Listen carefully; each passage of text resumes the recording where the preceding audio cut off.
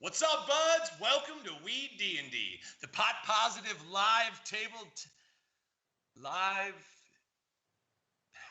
Isaac? Yo. Where is everybody? I think they're home. Oh, yeah, the whole national pandemic thing.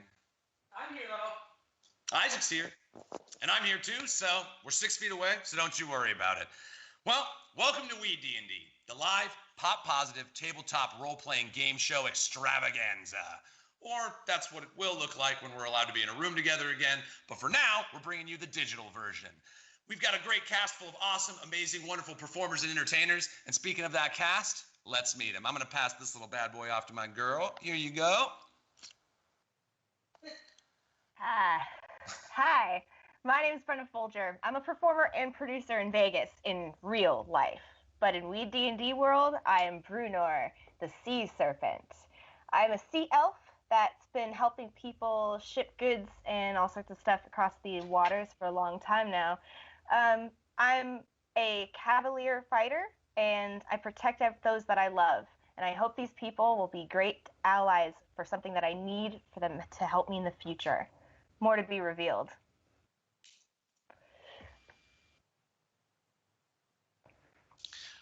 What's up, buds? My name is Drew, and by day I am a bar manager, restaurant manager, all that stuff. Former performer, that's fun, here in town, and also a veteran in the Army. So, yeah, I will be playing the role of Thoricus Onyxheart, a mountain dwarf warrior from the Stone Reaver Brigade, and yeah, it's just all about my people, my crest, and just helping everyone achieve their goals. I'm looking forward to the adventure. Hope you guys are too. I'm gonna pass this off to my bud. Oh God, my thing got cut.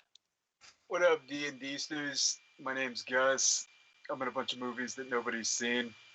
I'm a good guy who plays bad guys. Troublemaker turned filmmaker. But none of that shit matters, because right now I'm Divot, and Divot is a gnome. At least that's what he thought, but he's actually a human. It's kind of complicated. The world is a lot bigger than Divot thought. Divot is a lot smaller than Divot thought, but Divot still feels pretty important, and he wants to sing and tell you about it. Here you go, girl. Oh yeah, I'll take that. Ooh, looks a little different now. Ooh, who cares? Weird how that happens. Yeah. Well, hey, howdy, hey. I'm Abby Dandy. I'm a pinup model and a burlesque dancer, but that's IRL. I don't care about that now.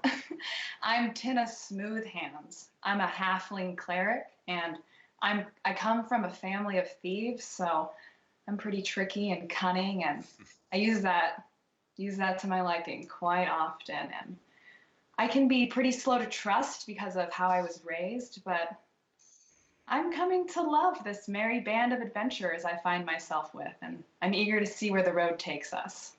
And you know what? I'm going to pass this off to my bud. Oh. Yeah. Oh, thanks, bud. Yeah. Nice. Oh, hey.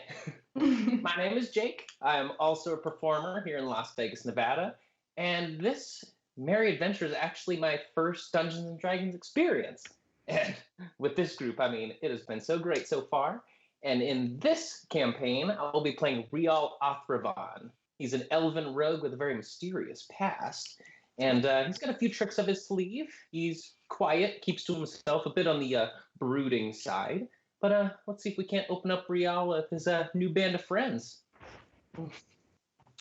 All right. Well, if you guys like what you see tonight, be sure to check us out at Art Hard Studios. We're on Facebook, Twitter, Instagram, TikTok, all of that good stuff. We've got a YouTube page and a Twitch TV channel. We will be bringing more of this digital version until we can all get together, and then we'll be bringing you the live, extraordinary experience that is the fever dream of WeeD&D. All right, I say we follow our little ritual that we have around here and go lighters up. Play some D&D. Yeah.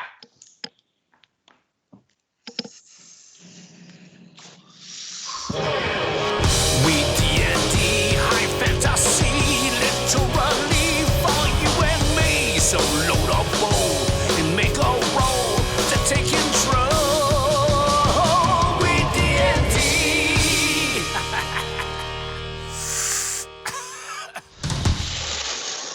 We join the adventurers on the day after the Silver Rain, when Achaeus, the great druid, completed the ritual of bounty and rained down petals from the Feywild on the world of men. The survivors of the Silver Rain are waking from their evening of rest, although evening may not be the right word, as the sun has yet to set, still frozen in place from when the great druid Achaeus had froze it where it stood in the sky during the now ill-fated ritual. The magic that overtook the crowd as Divot performed Silver Rain has left them so exhausted that they collapsed and fell asleep where they stood. As the townsfolk awake, the smiles have faded from their faces, as harrowing memories of the day before loom heavy in their mind. Trees are felled, and a great funeral pyre is formed. Each survivor who lost a loved one in the wild destruction of the Shattered Isles carries a torch, and in a shared, somber moment, they lay it at the base of the pyre. As the flames grow larger, the smell of rosemary fills the air, gathered by the children from nearby groves, which now rest among the cinders of smoldering wood. A soft breeze carries through the trees, and for a moment, a serenity washes over the tired and broken people of the once shattered but now devastated Isles. Raising from amidst the sacred silence, a young bard raises his broken lute and begins plucking at its strings. The rain fell from the sky past free birds who often fly, and when it touched the ground you see the wild sprang from underneath. The shattered isles sank in deep as families flee and children weep. Its hope it seemed it truly lost its way, but then in a great flash of light the Ferocious Five did join the fight. Heroes like the legends say, they rallied forth and joined the fray. Brenna of the Waterborn led the way like an ocean storm, while Onyx Heart did run across the waters that had brought such loss. And Tina, touched by the divine, let out the ancient holy cry. And those of us that would be lost were guided by real sharp thoughts, as David acted as a shepherd for those in the leaping leopard. The Ferocious Five, they do lead the way. The five, the Ferocious Five, bring hope back to the day. We sing to the five, we drink to the five, we share tales of their stories. We cheer for the five, and we stand with the five, and we sing songs of their glory. The song ends. The heads of all the villagers whose heads once hung low now stand high, and they look towards their heroes, seeking answers, seeking direction, seeking hope. What do they say?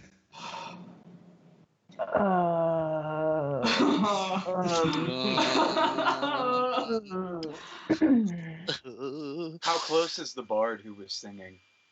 He's over by the funeral pyre, so you guys are at your camp, which was kind of set off a little bit on that green hill. And so I would say you're probably about 100 feet away from him. But Well, they're all steady. He's kind of leading the group looking at you. I must speak with him, obviously. Bard to bard. Well, I feel like we should probably. I turn to Thoricus and Tenna and everybody, and I go, I feel like we probably should say something. Somebody should say something. Somebody should say something. Somebody should, and then I vote not me. Okay, nose goes. No, You see someone from the crowd who's like, "Speak up, we can't hear you." too late, Gus. Too Give it late. last. I tell him that he did a wonderful job playing the song that I wrote for everyone, and that I'm extremely impressed that he played it that well, considering that I didn't have a chance to go over any of it with him. I'm very impressed with this young man, and he's definitely going places. You see, he's I like filled it. with pride at, and the presence of such a great performer, after your riveting performance the night before. You see, nods his head to you, and he hands his broken lute to you. Please, sir, take it. It's broken? I can fix it. Let So me you fix see- that for you. So Tina, you grab the broken loot from his hand. You imagine it was crushed in the fury of the day before, just escaping from the town and still having it is a miracle in its own right. You hold the broken and splintered wood of the loot in your hands. What do you do? Your song means much to us. Let me fix this for you. You see his eyes start to glow. And then I fix it. I look to Divot for guidance. I'm like, girl, fix it. You just told this man. No, on what to say. You're like, give me the loot, and then you take it. We're not And, robbing the place, though, right? No. No. I hand the loot back to the bard after I fix it. It's not mine. I give it So back. you fix it with your spell, is that correct? Yes, yeah. Yeah. All right, so you guys, Loot. you've seen Tina perform this small miracle before where she passes her hand over a broken object and with a word of mending, she manages to repair the instrument to its full and former glory. Even the stained wood that you imagine had been there before is washed clean and held in your hand as a brand new instrument. I turn to the guy and I'm like, yes, we are quite impressive. Okay. So I step forward and I just finally address the people because they've just been watching us now. So I step forward and go, good people of the land that we were just from. You hear them hushing, whispering, oh, it's the sea serpent, the Yes. sea serpent. The serpent of the Emerald sea." Isles. So I stand up and I kind of step forward. I have a really long, just green, like crazy, like wild curly hair that like when I'm in the water, it looks like seaweed floating. So it's like kind of like a cloaking kind of thing. So there's like, what's also great about it is there's just like stuff in it. Like, so like shells and like things, maybe something lives in there. Like, it's just little things, So there's that. And then I have blue skin. I'm a sea elf, so I have like the very blue skin and, I'm wearing armor. I stole.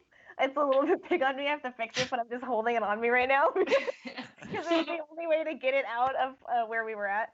So I'm wearing this like black wolf armor, so it's like badass and fucking like sharp shoulders, and so it's like militant and like ridiculous. But I can't wait to wear it. And I have a shield, and I have a sword, and I have my shield kind of on my back right now. I'm very Captain America with the hammer, except an elf with a sword.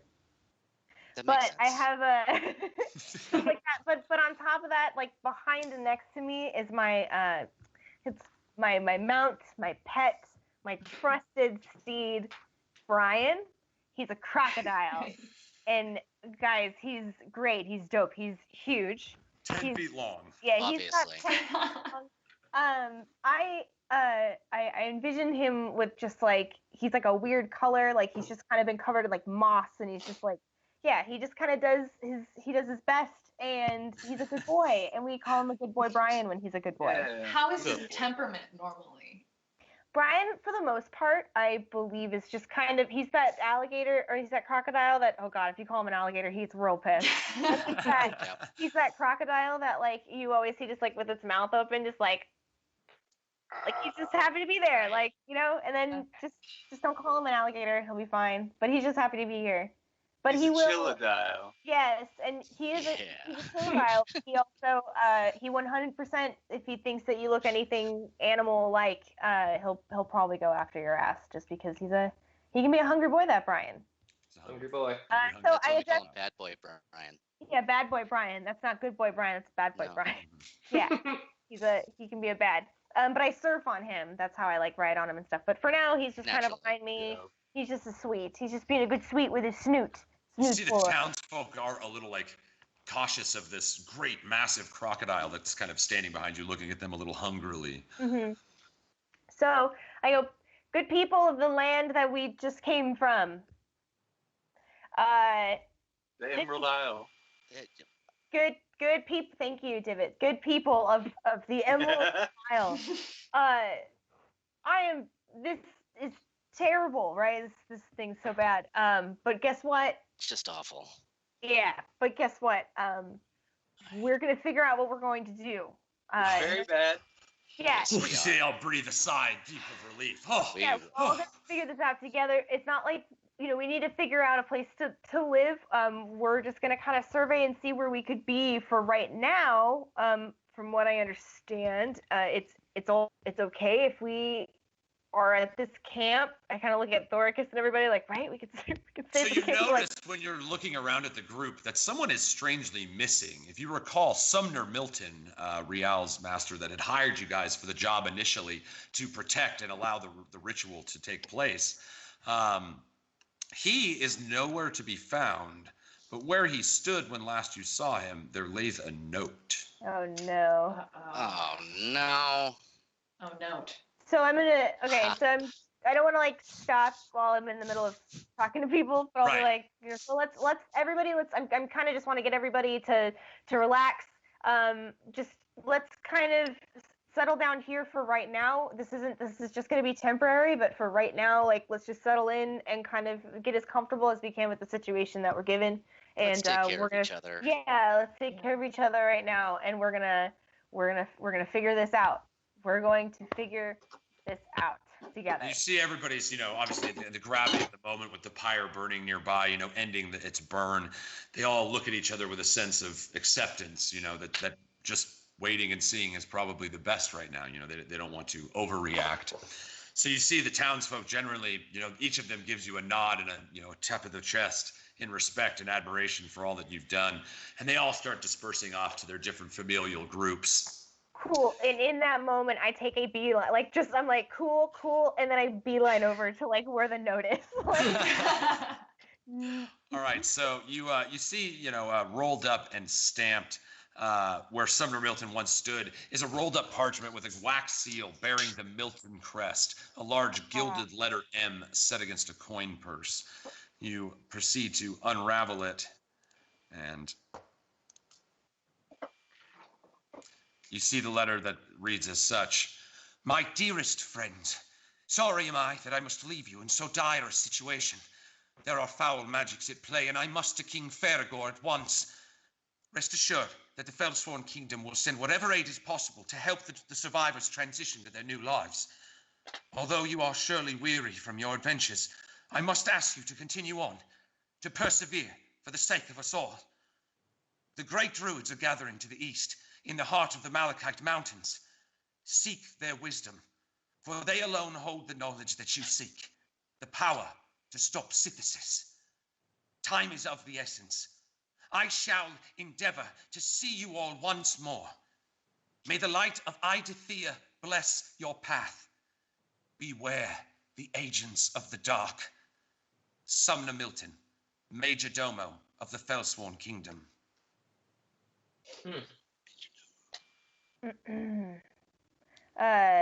Great. Shit. So I read I read that out loud. In that voice. Well played. Wow. Sounded really good. Thank you. I've been practicing. I've been practicing. I've been trying to have a lot of conversations in my head with him. But anyway, so. I hear him too. Anyway, okay. So we need to go to the east to figure Malachite this Mountains. out. Yeah. East, like whence we came, like back through. So that's more north, right? Yes, the bridge that you guys took was from the north. Interestingly, you notice that in the clearing where you stand, you cannot actually see it. And as you kind of make this aware, suddenly become aware of this fact, you look and you see a villager running at full speed from down the road, like from the area with the, where the bridge once was, just running as fast as he can. And as soon as his voice gets into range, you hear him screaming, "Look! You've got to look! Come look!" And you see a couple of the kids just start seeing, this excitement and commotion, and they run over to him, and they all start running back toward where the bridge was. Let's go look. Yeah, let's go look, I guess. I gotta go look. Okay. The guy said, "Look." So we follow. Look. I follow. So you start following and kind of like it's a trail of whatever children were lucky enough to survive, or a little invigorated at the sign of this happy thing. Yeah, there's some lots. You see, you start running at a pretty moderate sprint, and as soon as you break the tree path that offers you shade and protection for your camp, you see a spectacle you've never seen before. Where once the Shattered Isles stood, Whoa. now a great forest of insane, like multicolored, vibrant trees and giant mushrooms has bloomed. All the buildings that once lay there have giant roots and masses of dwindling spines and fairy dust sprinkled all over the shards and remains. As far as you can see to the tips of the northern island, there's a thick fog that resonates over the entire island. You look across the bridge, and for a moment, you swear you see a woman with silver hair, long flowing purple regal dress, but she moves as if in a dream. As soon as each of you lays eyes on her, she disappears, leaving a trail of magic dust in her wake. Suddenly, the trees continue growing and swarming as if they had never stopped from the night before. And you see a great tree burst through the roots of what was left of the bridge, severing the connection between your island and the Northern Isles. The growth seems to be continuing. So you see everybody in the crowd is just like, oh, and they start kind of getting afraid. Perhaps this can cross the bridge, and they start running back to town to tell their families.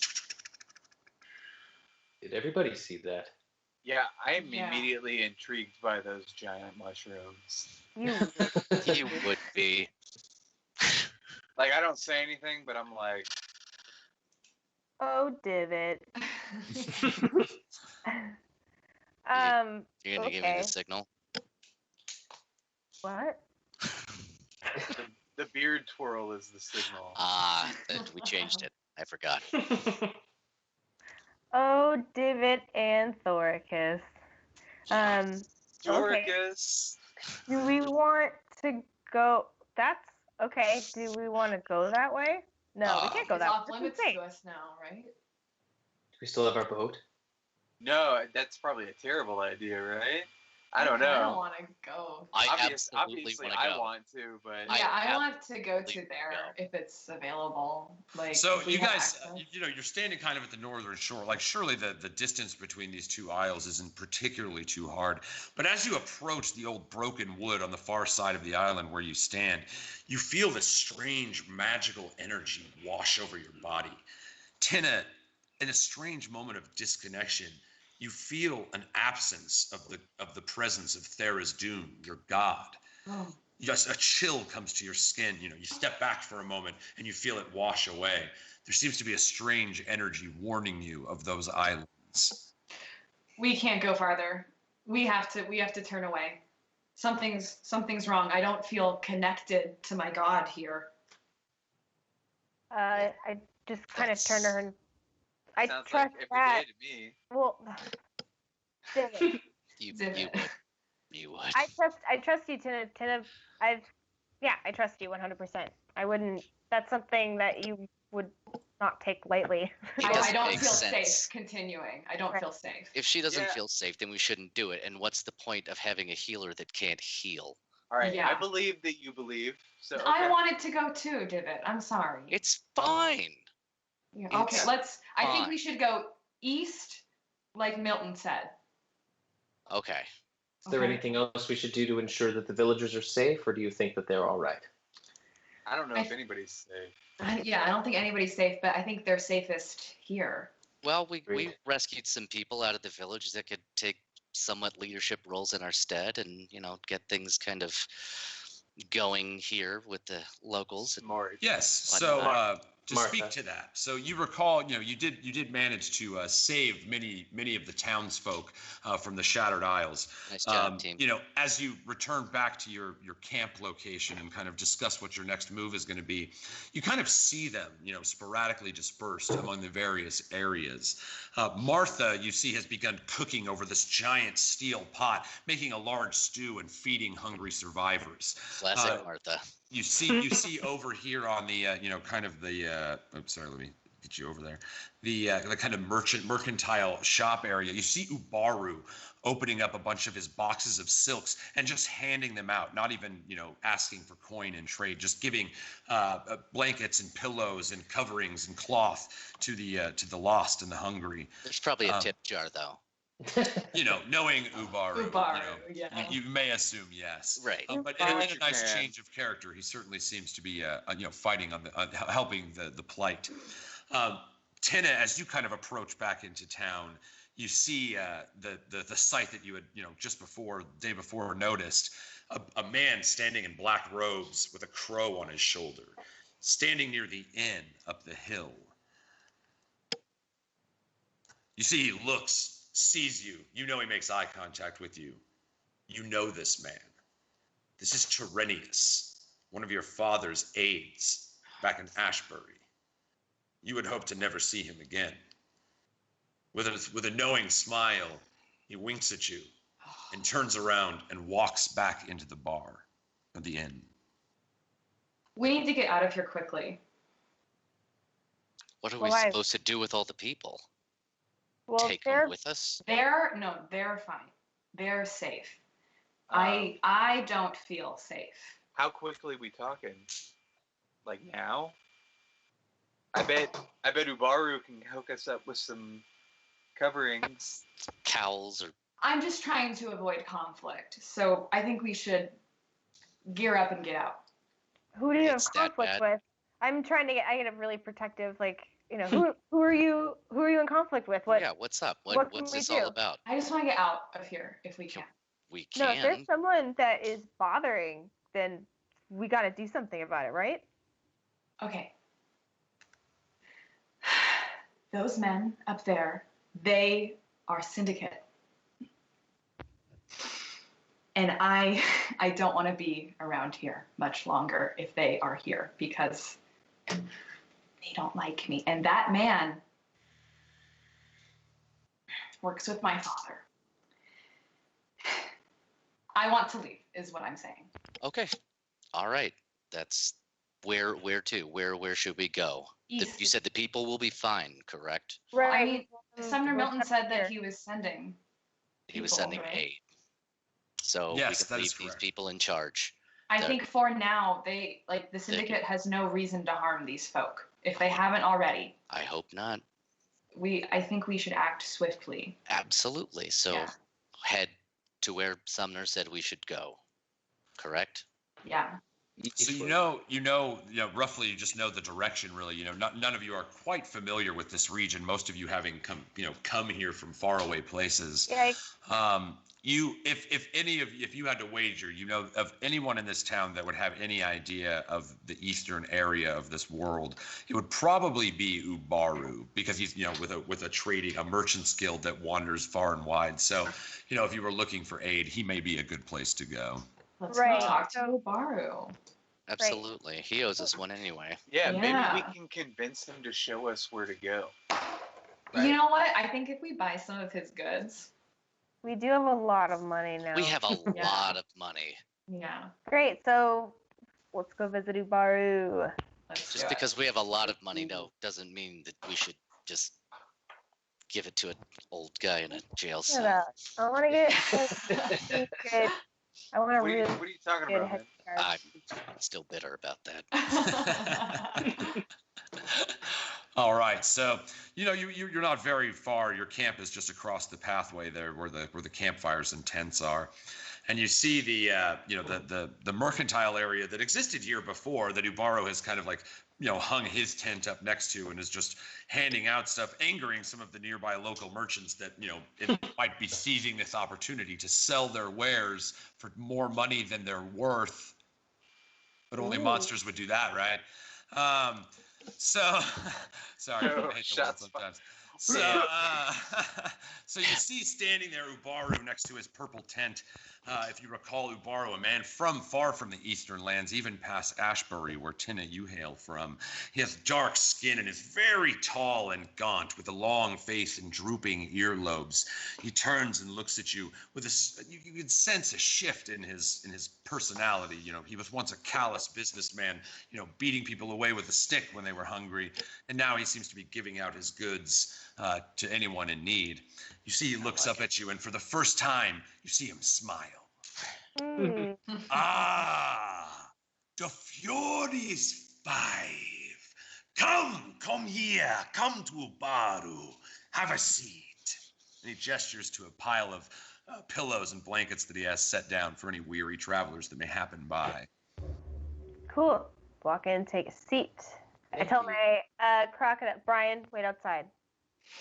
Thank you, Brian. You see Brian looks at you, you make the hand signals, the way you communicate with Brian. And he kind of gives you this, that to an outsider looks like every face that every crocodile has ever made since the dawn of time, almost quite literally. Oh, you mean but crocodile you're like, face. oh, okay, I know Brian understands. Yeah. Just like a little thing, Yeah. and you're like, okay, cool. And so you see he kind of like goes off, and there's this old broken barrel of foodstuffs that didn't make it along the way, and they've gone a little rancid. And you see he doesn't seem to mind. He just starts chomping on some old onions that have flies buzzing off them, and he's keeping himself occupied. Attaboy, Brian. Who cares? So yes, you see Ubaro like, please sit down. And you see he grabs like a little tea set that he has nearby with fancy little tiny teacups, and he presents them to each one of you. Oh, thank you. Wow. These are lovely. Thank you. You see he's pleased by the compliment. They come from the far Northlands. Yum. I'm glad you like them. If you would like, I could sell them to you for a good price. So Not really in the market for tea sets. Yeah, we have not come to You talk know, about I was tea joking, Fred. Good. Ubaru. Classic Faces, Ubaro. each one of you. Oh. How can Ubaro help the Furious Five? I like that name. It's starting to stick. It's Yeah. good. We actually need. We were wondering if you knew anything about. Should we show him the note and see if he knows anything about it? Tell us more about where you're from. Right. Yeah. That is a mystery wrapped in a myth and a story, friend. How can I describe the ineffable? He laughs at his own joke often. You see, he looks at you guys, and at the mention of the note, he's kind of listening and realizes you don't want to talk about it, but allows it to go. Yeah. That's hilarious. But we need to head out east. We're wondering if you knew, had a map or anything like that that would help us, maybe routes we can take to get to the next cities. You Stuff. seek to go to the east, past the mercenary camps and the Murk Wood. Yeah. Yes. Yes.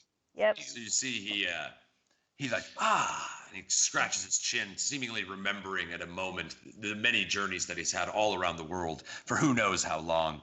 He reaches into his bag and lets loose a golden drawstring and pulls it open. You see some dust just kind of open up. This bag hasn't been opened in a while. And he starts digging through and pulling out small, rolled up scrolls with a sharp letterhead on them. And he's looking through one. No.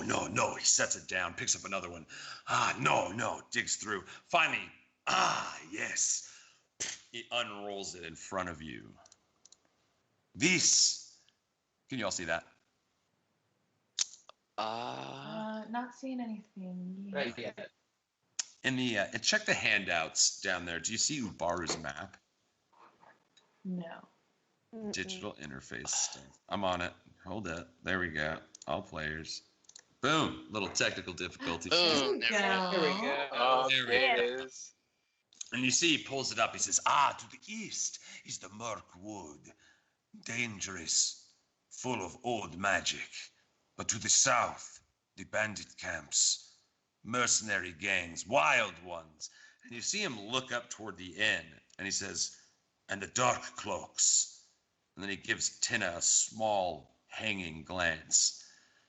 Looks back and says, I would beware the south place. We used to trade there, the mercenary and the merchant guild for which I represent. But the last 3 that have gone in did not come out. Best take your chance with the Mirkwood. If you can leave quick enough. And he looks up And Tina, you kind of follow his gaze one more time, and you notice there's 3 guys just standing out in front of the inn now. Not the main guy that you had seen, not Tyrenius, you're the person you know, but 3 very clear syndicate thugs are just kind of slouched sitting out front. You know, one's flipping a coin between his fingers. You see the other one picking his teeth with a I toothpick. hate it when people do that. They're all looking at you from afar. Every one of them is smiling. Honey, just get some wine free. We gotta get out of here. Stop spinning that coin.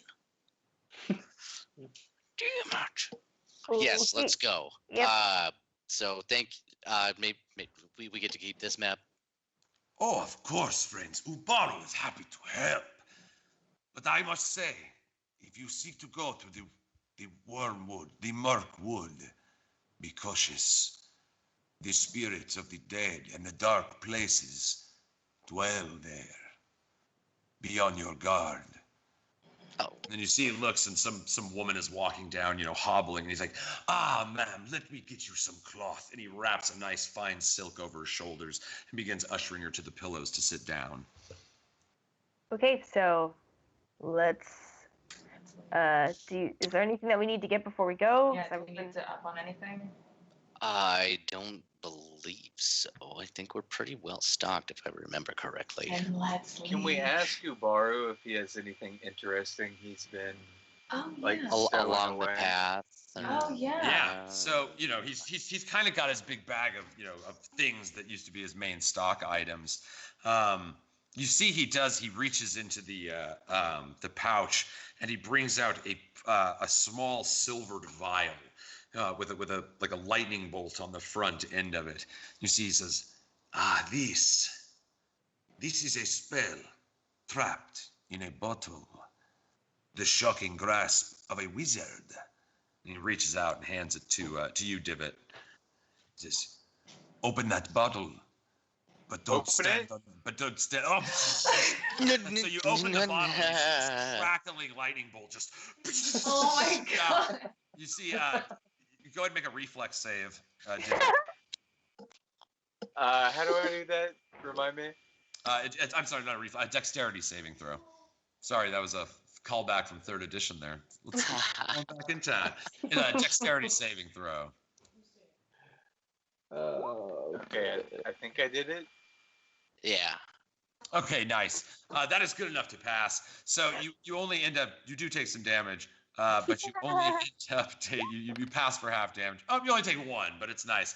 So yeah, he's like, don't, and you open it up, and this shocking bolt of lightning immediately zaps your nose and cinches your mustache hairs. No, not the Oh my stash. God. Not the stash. Barrow is just standing there like, oh,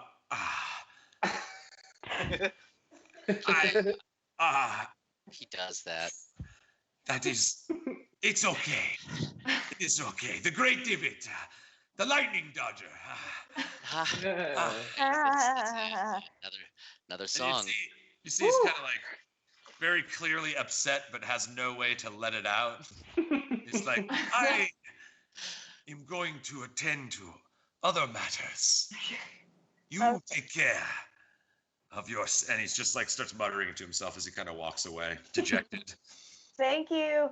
Thank you. Baru. All right, let's go. Godspeed. Let's go easy. Sorry. As you start walking away, you hear a shout Oh. from up behind you at the inn. Tina Smoothhands! Is that you? He's Cockney. Ew. Oh. You know the voice well. I immediately don't like this guy. Already, Who is that? right? Who is that? It is Tyrenius, the man with the crow from before.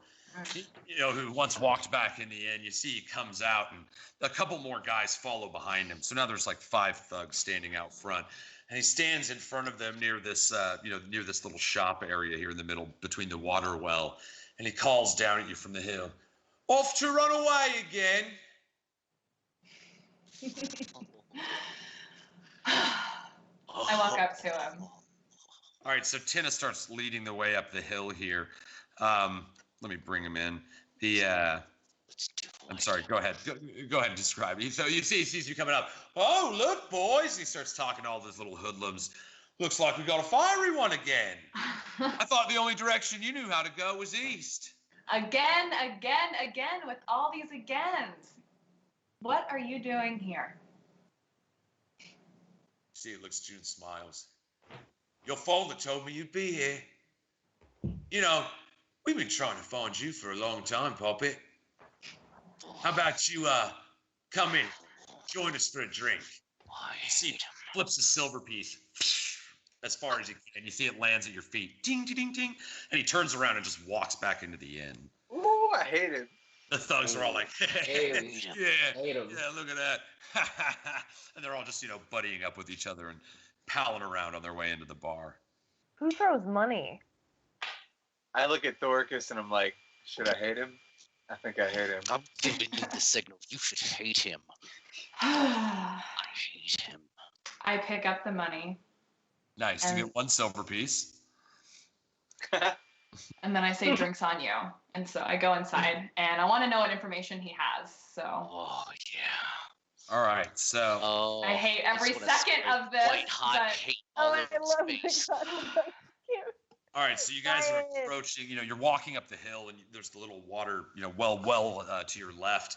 You kind of look, it's got moss overgrown on the top. You can still smell the water in the air from the river nearby, and a strange softness in the air, like a sweet bread that may be blowing from the northern island. You approach the door, and you hear many, many voices inside. Oh, you know they're coming now. The door opens. You see a little kid is thrown out front. Little elfin kid. He's got little sharp ears, and he looks up at you, and he's like, "Oh, sorry, mister. I didn't mean to." And he runs out. You see the double doors close. Tyrrhenius, you hear the crow, the caw of his crow, calling at you. "Come on in, Poppet. Come on in." Oh, I hate him. And we're going to take a quick break, guys. Quick little bio break. Let us get our short rest in, use some hit dice, and we will be back in just a few ticks. Yeah. Hate that guy.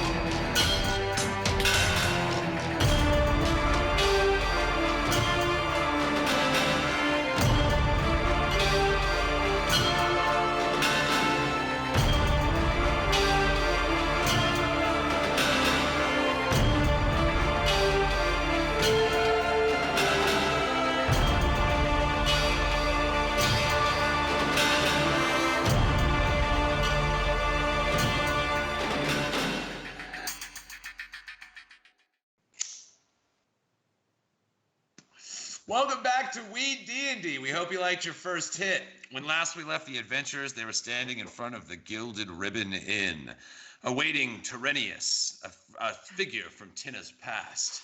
Let's jump back in. You see the elven child that had been kicked away from the front door just scurries off, in a sign of an obvious tussle to come.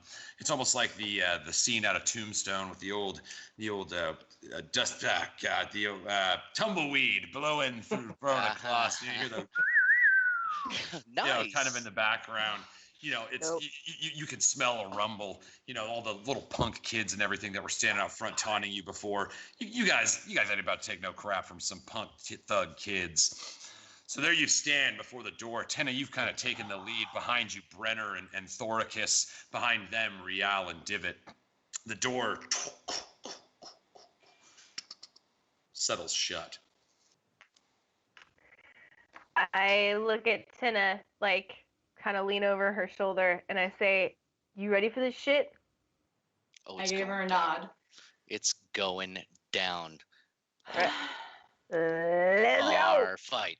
Bar fight. Alright. Bar fight. Go and chant it. I am not here to mince words with this person. So I am going to just straight up, I think I'm just going to hit him. I'm going to throw him with an attack. Question. Is there any? Oh, sorry. Go ahead. Do we want to keep him alive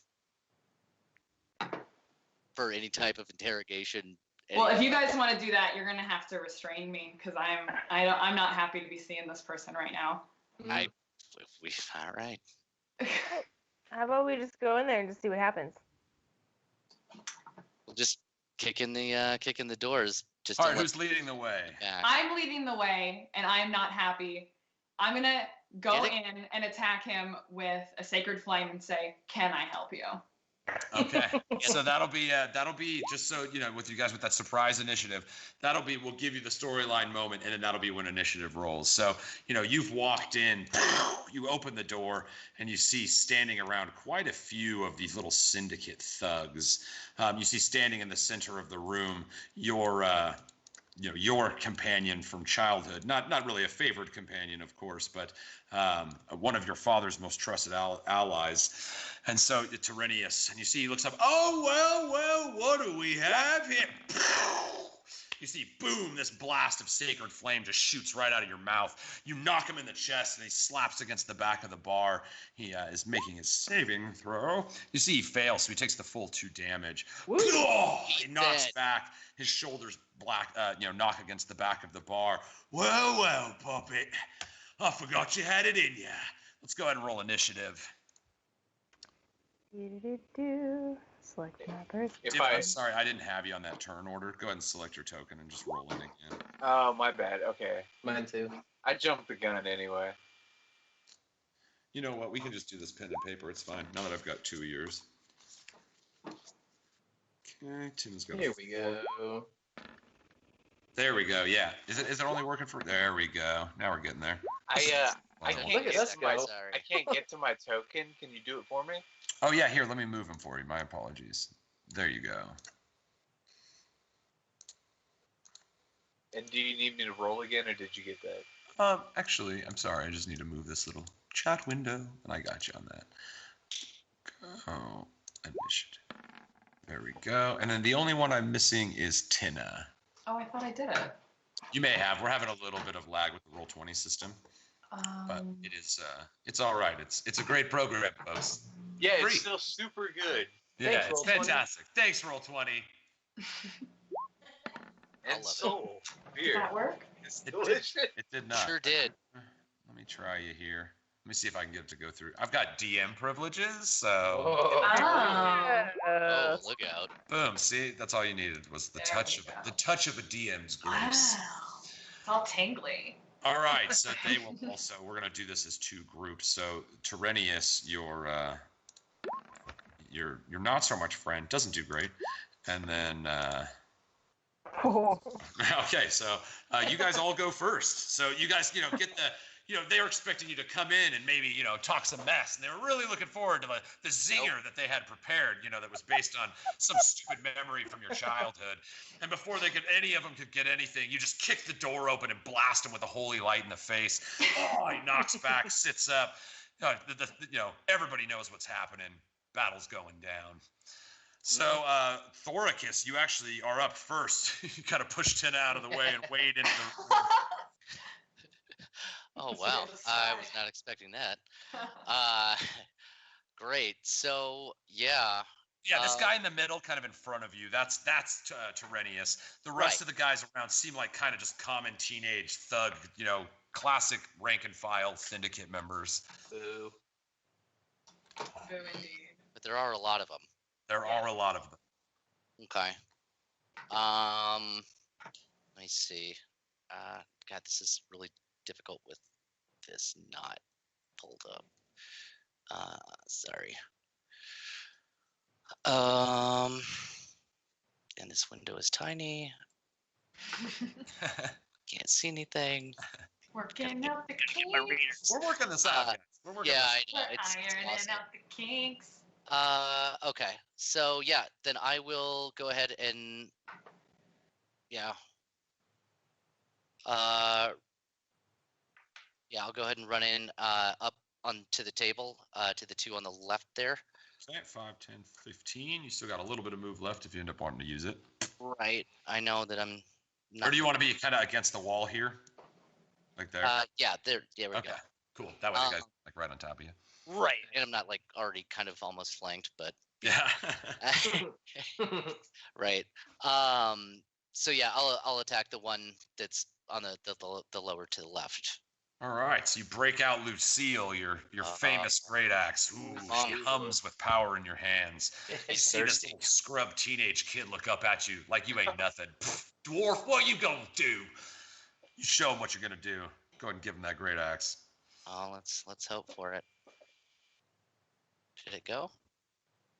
Gonna give it a minute. Just gonna go. Oh, I hit the wrong thing. That's why. Wow.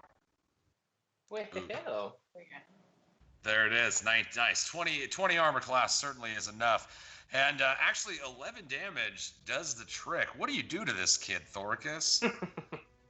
Well, yeah, I'll just run up the table or run up the bench on the lower side of the table, run up onto the table, and just as I'm dragging it up, just kind of slice right through the table itself and up into this fucking poor kid.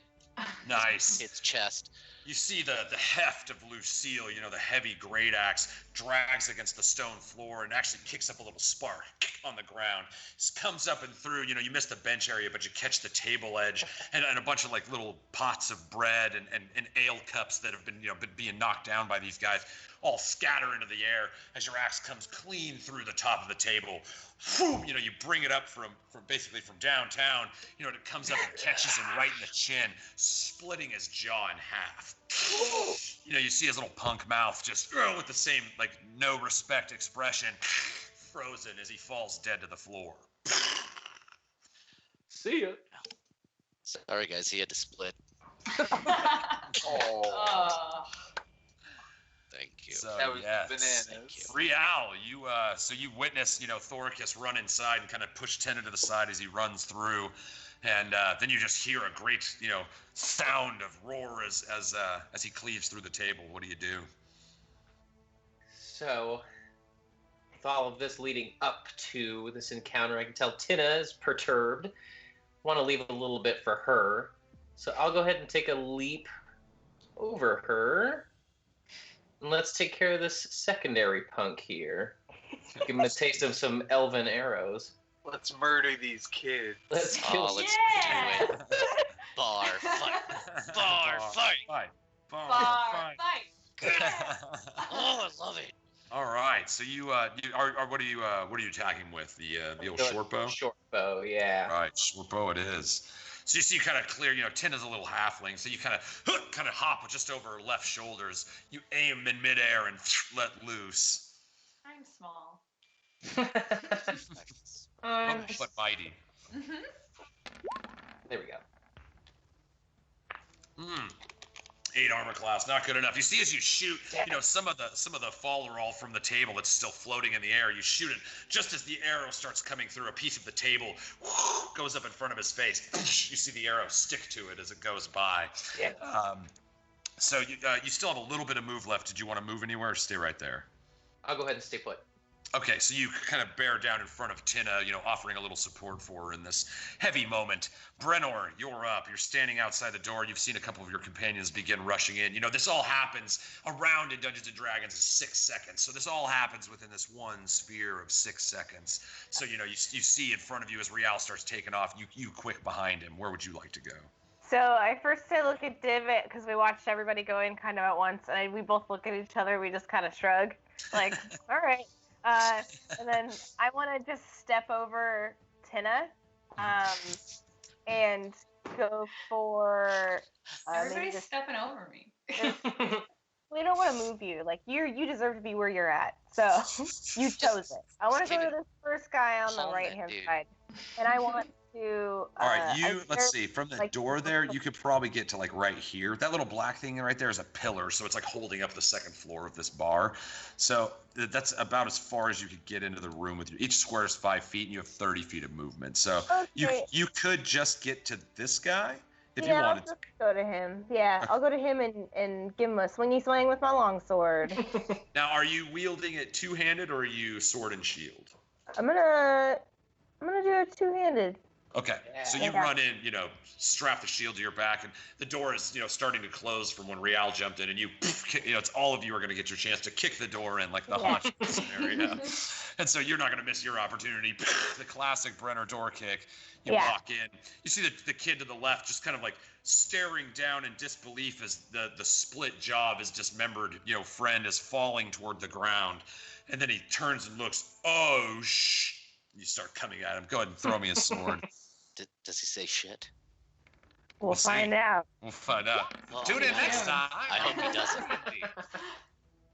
17 armor class. That certainly does the trick. Shit! He gets slashed across the cheek. It's a little bit of spittle comes out of his mouth. Ooh, a little blood starts running down his chin, but he's still there. He took 5 points of damage, but he's certainly got a nice little gash on the side of his face.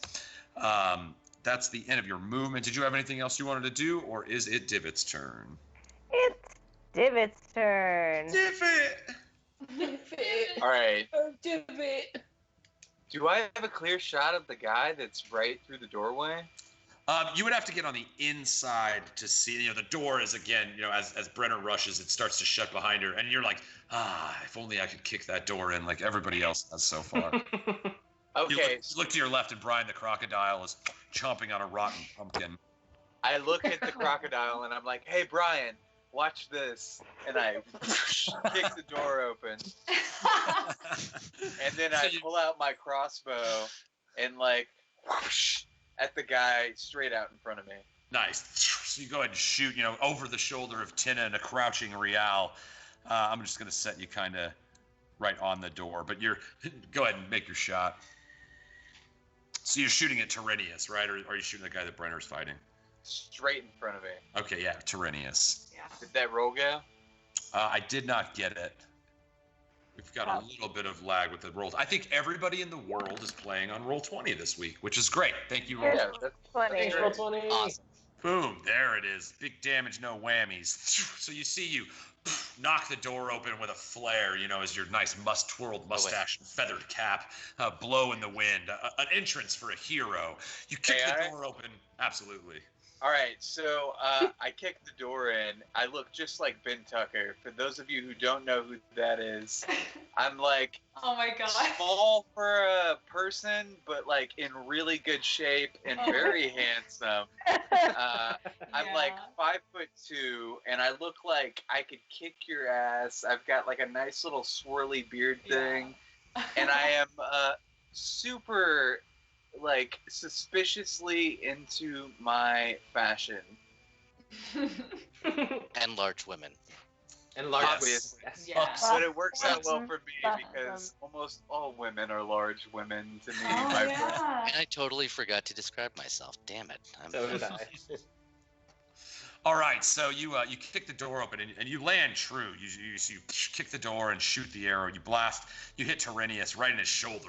Oh! You see, he screams out in pain as the bolt tears into him. He's still doing all right, but it seems to certainly have hurt. You still have some move. Do you want to do anything else, or is that? Do you want to end your turn? So I entered the room all dramatically, but now I would like to kind of hide behind the doorway a little bit, Okay, if possible. So you this is how it goes. You walk up, you're like, here's my chance. You kick the door open, you look fantastic. You pull your crossbow up. Nobody's ever looked as good shooting a crossbow, you think to yourself in the moment. Of course. You pull the trigger, boom, it marks true on the guy. And then the double doors swing back and hit you in the face. Boom, your hat kind of stumbles off and falls onto the ground as you stumble back outside the bar. You're outside the door, but the door is shut. You kind of fall on your butt. You see Brian looks at you, and even though you don't speak crocodile, you are sure he is laughing at you. Those are crocodile tears of happiness. Oh my god. All right, Divot, your turn is over. Tina Smoothhands. Oh my goodness. Okay, I'm ready to lay another one into him. Another sacred flame coming right at you. All right, Sacred Flame, big money. Go ahead. I'll have him roll the cast a spell, have him hit the saving throw.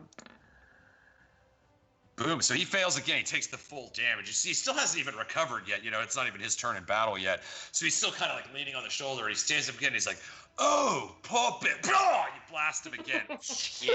He's falling back. You are staying where you stand, or do you move forward, or anything? Just stay. Yeah, I'll move forward as much as I can. So if you wanted to, 2, 3, 4, you could actually get right in front of him if you were so inclined. Yeah, since he can't do anything yet, can I no, since I did Sacred Flame, I guess I can't. But yeah, I want to get as close to him as I can. Okay. Yeah. If you want to try, a story opportunity, you feel free to. Can I try to get him in a headlock? So that would be an action. That would be on your next turn, and then you'll do like a contested strength thing. Yeah, absolutely. There is a frame for that. So perfect. So that's you Sacred Flame. You blasted him for 3 damage, and you see again that searing heat as you call down this little burning flash on his skin. Just like cracking a whip, but without the whip. So just continue walking straight up to him. You see the smiles on all these as you start walking up, exposing yourself to their onslaught. They smile and prepare to pounce. So is your turn over?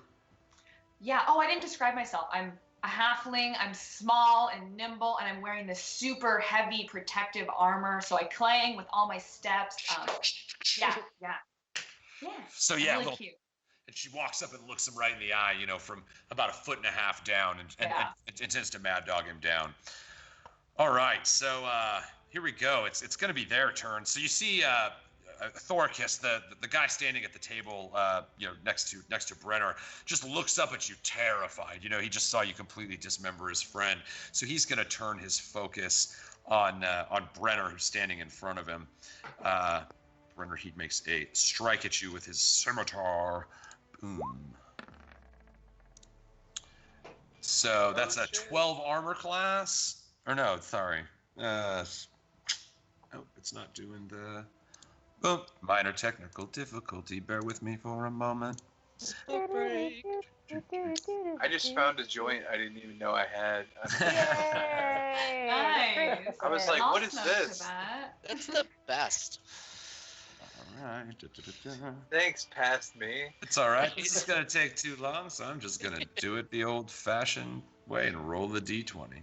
All right, so you see he swings at you with the old scimitar, who he also calls Lucille, much to the chagrin of Thorkis. He's like, let's do this, Lucille. That's a 14 armor class. Does that hit, Brenor? No. I have an 18 armor class. All right, so you see, baby. even though you don't quite fit in this armor very well, it is still quite a stout suit. So you're not really adept at moving the shoulder joints or anything on it, but even just the steel, the thick black metal plates are enough to deflect the blow of this scared little boy's scimitar. You knock it away. You're an avid adventurer. You're not just some street thug. And you see the fear in his eye instantly sets in. The one that's standing behind Tyrrhenius, you see he jumps over the bar. 5, 10, 15, and he whips out a little short crossbow, firing at you, Rial. You know, he saw you take the shot, and he fires away with the crossbow. 9 armor class. You see you dodge it as it shoots by. You know, again, these guys are just like commonplace thugs, except for Tyrenius, who seems to be pretty powerful and have some battle prowess. But you just shoot. You know, he barely even would have hit you if you didn't dodge. From the other side of the bar, you see the ones that have kind of been hanging out on the other side start storming in. 5, 10, 15, 20, 25, 30 can reach you, Tina. He also strikes at you with the scimitar that he has at his side. 14 AC? No, 18 for me. Ooh, you block it again. You know, that heavy armor, you know, standing your ground, almost not even breaking eye contact with Tyrenius. Small but mighty. Hold your shield up and just block away the scimitar strike. I'm focused. This guy, 5, 10, 15, 20, 25, 30. Not enough to flank you, but he runs up and does take a stab at you. You see they're just going to try to gang up on you. You see him swing true with his scimitar, getting 9 armor class. Again, you know, as this melee grows, you standing, you know, a mere like 3.5 feet tall, never breaking eye contact, deflect another blow, you know, locking eyes with Tyrenius the entire time. The last guy in the back of the corner jumps on top of his table, and he's going to fire off a shot at you, Brennor, because that'll give him an advantage with the flank there. That's 21 AC is probably a hit, and you take 1 damage. You know, you feel this little plink in the shoulder plate of your armor, where if it was suited and fit correctly, you know, you would have guarded true. But where it sags, the armor sags a little bit down from not being sized to your body. You see the arrow gets through, and it feels like a little splinter in your side. Oh, you gotta reach down and pull it out. Dude. All right, and then he's there. Yeah, you see Tyrenius finally grabbing his scimitar that he wields with much more finesse. You see he strikes at you twice, Tina. He sees a little rattled by this intense moment, and you just walking up undaunted into a room full of, you know, malcontents that were, you know, eager to pick a fight with you. And so you see he's actually, go ahead and make an intimidation check for me. Ooh, Oh. get it, girl. Here we go. Get Here it. we go. Oh, yeah.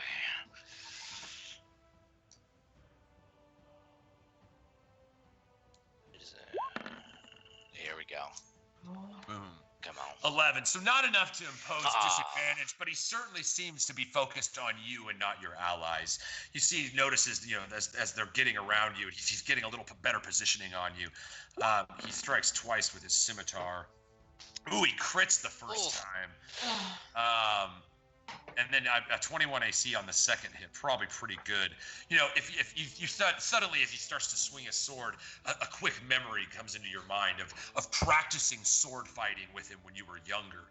You know, and as your dad was trying to basically make him be like a suitor for you, you hated him and his mean disposition, and he would always take these cheap shots at your expense. You know, not noble strikes, but the dirty fighting type. And true as he always does, he feints and then gets you to block one direction, and then he stabs you in the side. He manages to land true twice. So you're gonna take 3d6. It's a pretty good hit here.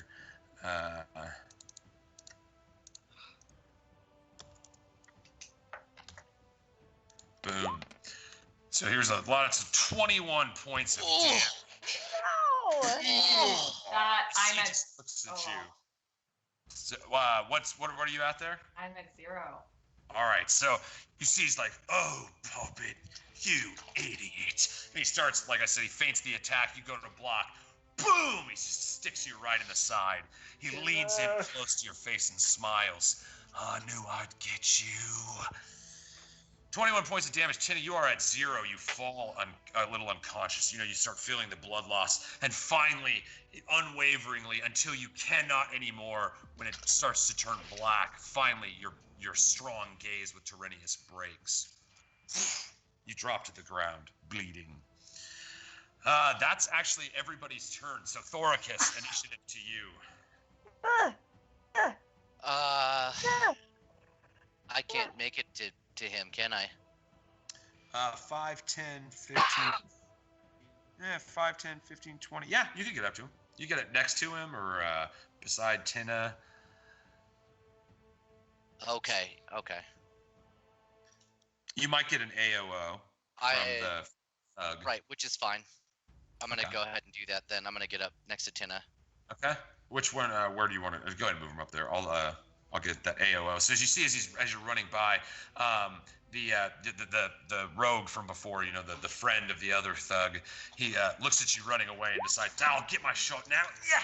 Takes a stab. 9 AC. You just deflect it as you run past, completely dismissing him. So with my parry maneuver, am I able to hit him? With repost, I think you can. Is it repost where he misses? Oh, that's right. Yeah. You're right. Yeah. If you want to do one of your battle master maneuvers, you can repost and hit him right there with your reaction. Yeah. Oh, nice. All right, sweet. So you use the superiority dice, one of your d6s. Go ahead and roll the attack. Okay. I'm so sorry. Did we put that? I think you would just roll a d20. Does it say if you have advantage on that or not? Hold on, sorry.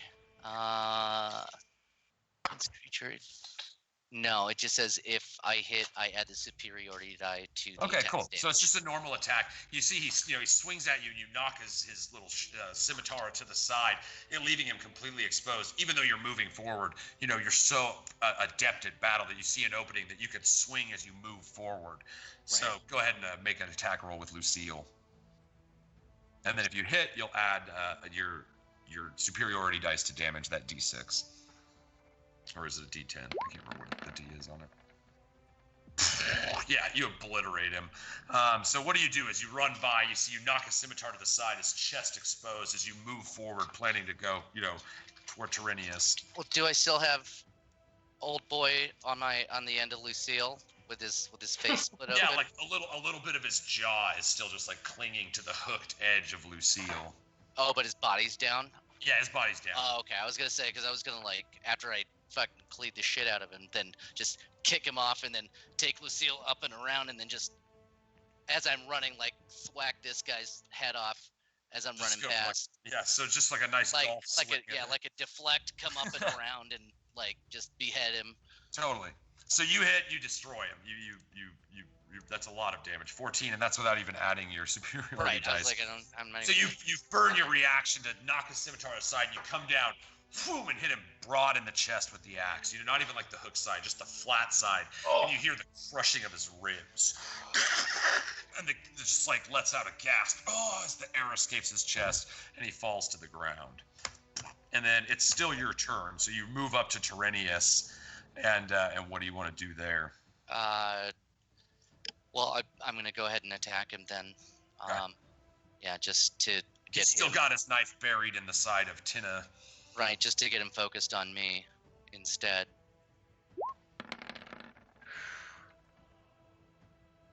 All right, so you walk up and you start swinging, and then again in true dirty fighting fashion, you see he kind of kicks your blade to the side, spins around, he has another knife, and he's trying to land true. He blocks your wrist from even being able to swing. So yeah, you didn't manage to strike him on that one. That's the end of your move. You did that. Did you want to use a bonus action or anything? I was gonna say, can I second wind? You could second wind if you are missing some hit points. Yeah. If I'm. Oh, do you mean action surge? Or yeah, that's what I meant. Not second. Yeah. Sorry, You can action surge. You have an action surge ready. You all got a long rest. Right. Okay. So yeah, I'll just action surge. You get another full action. Right. So yeah, I'll go ahead and take another swing on him. As he kicks my blade away, I'll try to come back around with that same momentum that he helped use to kick Lucille away. My Lucille, the only Lucille. Yeah, the real Lucille. The real one. The James Brown classic. All right, so you see, unfortunately, his armor is too good. He's too skilled battle. He's battle tested, and so you spin around. You kind of doing the Stone Reaver move. You let that momentum spin you again, and you hold your axe out even wider, hoping to clip him. But he's too adept. He blocks it away.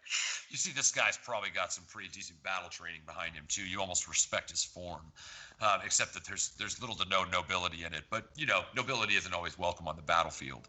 So Thoricus, your turn's over. Rial, you're up. What do you want to do? So, am I able to cast Find Familiar and get a healing potion over to Tina? So he's actually, you could Rial, you can just bring him from, as an action, you can bring him from your pocket dimension. You also have the option, because of your new Arcane Trickster abilities, you could turn your mage hand invisible and it could deliver a potion to Tina for you. Ooh, yeah, I'd like to go with that. We'll just mage hand. So that was like a new thing. That was part of your Arcane Trickster thing. Now you can turn that mage hand invisible. It can pick locks and traps and yeah, it can also administer. Hell yeah, dude. Sweet. Yeah. All right, so yeah, which potion do you want to give her? I have, let me see how many. I know I at least have one healing potion on hand. I think unless you got one of the greater ones, that's just a 2d4 plus 2. Yeah, I have a 2d4 plus 2. Yeah, you can roll that one. Go ahead and roll the healing. If you want, you can just roll 2 d4s and then we'll add the 2, or you could put it in the advanced dice roller. Either way. Nice. And then plus 2, so 7. Tina, all of a sudden you feel this kind of healing light pour over the backside of your neck. Your vision returns. Your eyes again lock with Tyrannius. You are back from the verge, and you are standing, bringing yourself back to your feet again. Rial, that's your action. Do you want to move anywhere or use a bonus action? You also still have cunning action, so you could technically move twice right now. Okay. I'll go ahead and stay put just in case I can do some long range on the next turn. I'll go ahead and stay put. All right, awesome. So you see Rial kind of gets set down and engaged again with his bow. Oh, I'll throw Brenna, a description if that's cool. Yeah. Haven't done that yet. I keep forgetting. Yeah, absolutely. So, I think the healing potion action has pretty much gone mysterious, and I've still just been crouched, almost totally enveloped in my charcoal-colored cape. But you can see, even past his deep furrowed brow and his long elven ears, past his sheets of dark hair, just the piercing elven eyes staring down Tyrannius. Giving him the hard gaze as well. All right, Brenner, you're up. You see the body of the dude that got golf smacked in front of you, laying on the ground. His chest kind of caved in with almost with the impression of Lucille in the cloth. You see Tina in front of you, kind of rousing once more. The first thing that raises is her head. The piercing gaze back at Tyrannius as she stands up again, ready for more. What do you do? I want to go take my longsword and my shield and go for Tyrannius. All right. I want to attack him real good with my... Real good. Yeah. Real friggin' good. Real good. All right, so you run up here on the left side. You guys still no flanking advantage here or anything, but you're now bullying up on him the same way they're bullying up on Tina. Yeah. So you run up with your sword, and are you still fighting with 2 hands, or do you want to use your bonus to switch? I want to use my bonus to switch. Okay. Yeah. So as you turn around, you slide the weapon into the other hand and just kind of shift the sword, and it slides down your smooth blue skin, and then catches into your hand. Mm-hmm. You're ready for battle as a protection fighter. You run into position. And a swingy swang with my longsword. Swing swang. Bring down your longsword. 17. That's enough to hit. That lands true. You hit for 9 points of damage. He is still not bloodied yet, just so you guys know.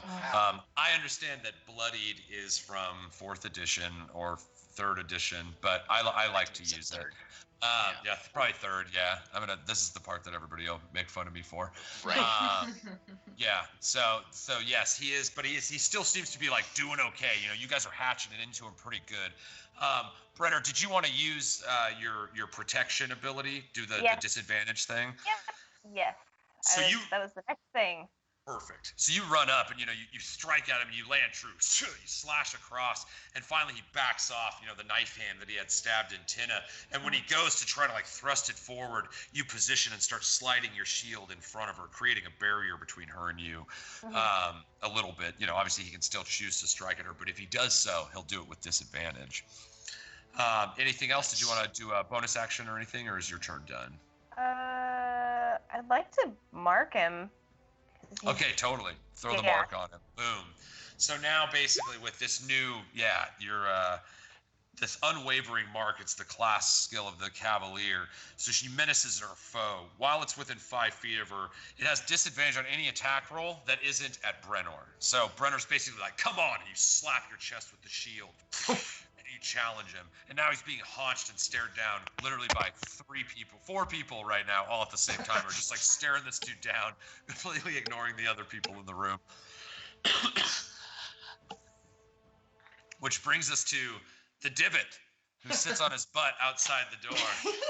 All right. Sitting next to Brian the crocodile, Brian. who's moved on to some old rotten eggshells and seems to be loving them. I look at Brian and I'm like, don't you look at me like that. And I stand up and I kick in the door again. And So- then, please, go ahead. No, go ahead. I just had to give you the kick. All right. Then I cast, wait for it. This is what you do. You kick the door open. Wait. Wait for it. Yeah, I say wait for it, and I cast fucking, I can say fucking, right? Shatter. Say- You said it twice, so yes, you can't say. All right. First of all, I cast Shatter, and let me tell you Okay. exactly where I cast it. I cast it. All right, so we got 3 bad dudes still in this room, right? I want to cast it just behind the 2 guys, so that it hits both of them, but not anybody in my party. Okay, so you kind of like try to aim it to the side. You can see, obviously from where you are, you move a step to the right. You can see that point, so you can absolutely decide to land it there, almost against this final bar stool right here. Go ahead and so Shatter. What's the area of effect on Shatter? It hits 60 feet. No, that's the range to hit. I think it creates an area of effect damage, right? I think it's 10 feet. Okay, so Shatter. So I think you'll probably hit all 3. Oh my I can look it up. I got you right here. God. 10-foot radius sphere, yes. So a 10-foot radius from where you land it takes 3d8 thunder damage on a failed attempt. So you got a 14 damage. Yeah, you end up landing, if you put it, 5, 10, if you manage to put it right there, basically just in front of it, you land it where you can hit all 3 of them without injuring anybody else. You reach forward and pull out your little hand loop. Boom! You strike a note, and you see a music note skim across the ground. Like a shark fin through water. It starts to crack. You see the stone of the ground actually breaks. This large, thunderous boom sends sound waves out that punch into all the surrounding guys. So I'm going to do individuals here. Here's 3. We'll start with Tyrrhenius's save. He fails. Thug. Oh yeah, this is not great for them. Yeah. Oh wow, yeah, we're rolling hot tonight. Here we Oh go. yeah. Fail. So Yeah, baby. max damage. You see the ground right where you break it continues to shatter. Look the at my stones greatness. nearby. Strumming the note, and you see the ground underneath these 2 thugs, to the right of Tina right here. The ground splits underneath them, and they actually fall into an underground cellar. Kind of look down here. Get cellared. Terrible splattering sound, and you would anticipate that these 2 gentlemen have just fallen to their deaths. You hear Nice. a painful screaming cry, and then the sounds of bones cracking on the floor underneath. Even Tyrrhenius gets blasted by some shifting rocks, and you see he kind of like sprains his ankle as he steps down, taking 14 more points of damage. Nice. Wow. Big damage there. Hey, welcome to 2nd level spells, everybody.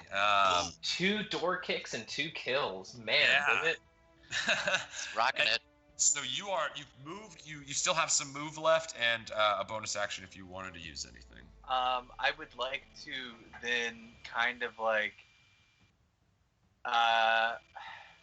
really what I want to do is hide under the table.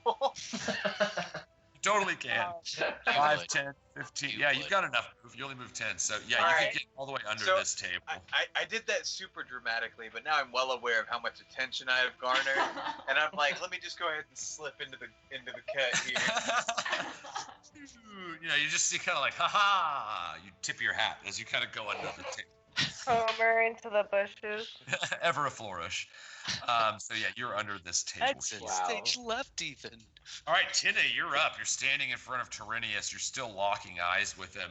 You know, you feel that burning call from Thera's Dune, this access to this more powerful, stream of magic, the energy burning in your hand from coming so close to losing your life to this fool from your childhood. What do you do?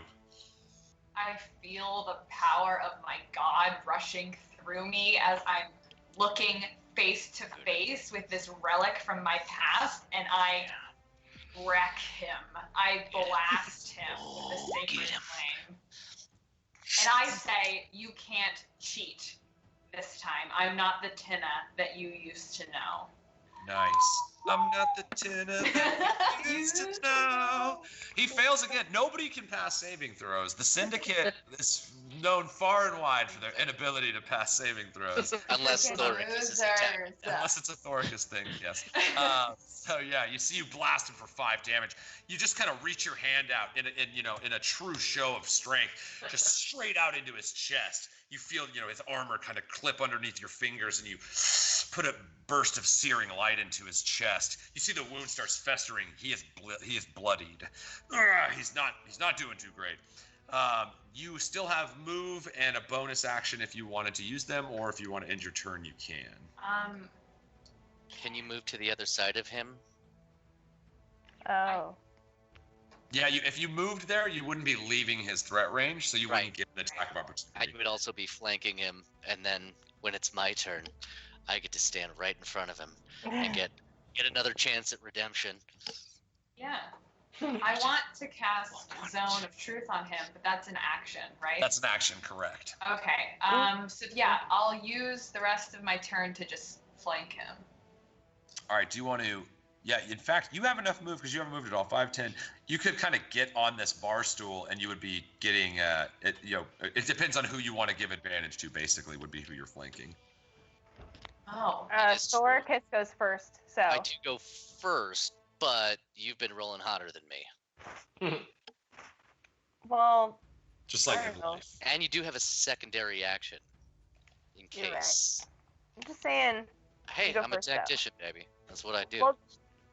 Well, then you're gonna go after him anyway. So yeah, just tell me where you want me. Be by me. Do it for me. Do it for Daddy. So where should I go? Like over here. Yeah.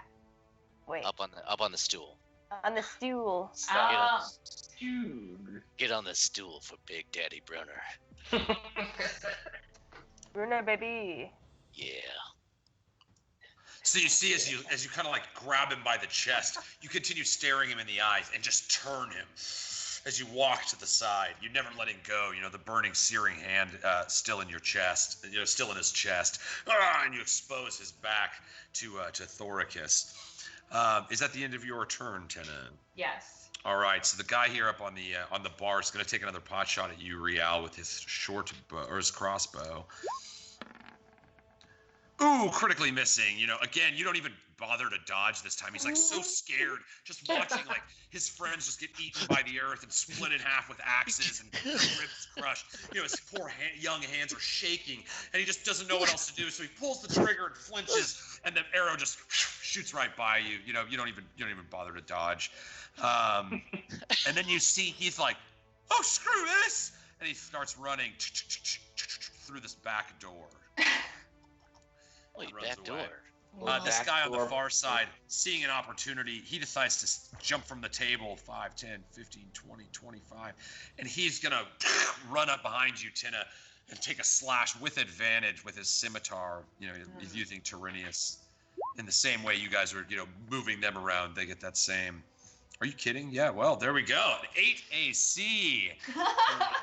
Roll 20 is they are all about the Furious Five. Yeah. All right, so you see he runs up, and Tina is still, again, you just don't break your gaze. You manage to knock, just from behind you, you still manage to just shoulder the blow.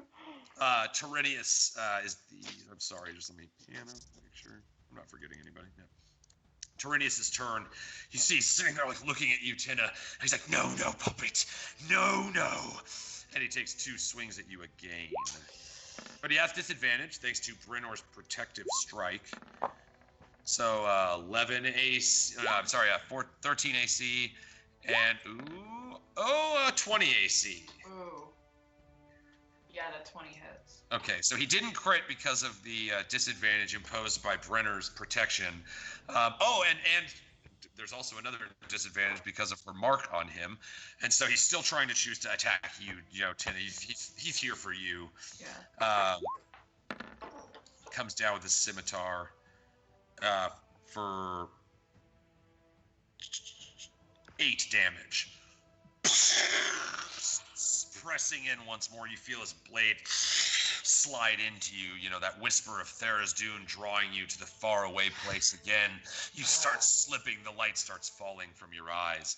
But yet again, it's your guys' turn. Ow. I can't do anything to help you. All I can do is kill. That's all I can do. All I can do is kill. I should have healed myself. I'm going to kill the person that's killing you. I have Hopefully. a potion of These hot rolls I'm about to do. Wait, what? You have a potion? I have a potion of healing, but I have to wait. But I. Just like, before you go, Thorgus. Hey, but before you go, come on. That's I'm it. lagging. Sorry. It's all right. You kill him. Stop it. Boom with advantage on the flank. Crit hit! Oh! All right, we always take a nice good hit on a crit around these parts, ladies and gentlemen.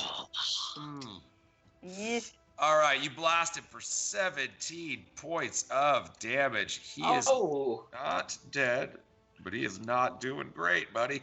You slash him right in the back. Tina turned him and exposed his back to you entirely. And you just take Lucille, whoosh, and run it right up his his spinal cord, slicing along. You feel it cutting a couple vertebrae along the way. He's sagging back. It's all it's everything he can do to try to lean forward toward Tina, who still holds him by the chest. Do you want to do anything else, Thorkus? Can I? God dang it! I keep putting that thing away because it's always my way. I want to do maneuvering attack. I think is what it is. Yeah, maneuvering attack. No, you wouldn't be able to move her. She's at 0, right? She's back to 0. Yep. Me? So she's actually unconscious. She's unable to move. So she has to be conscious to do that. Oh, that sucks.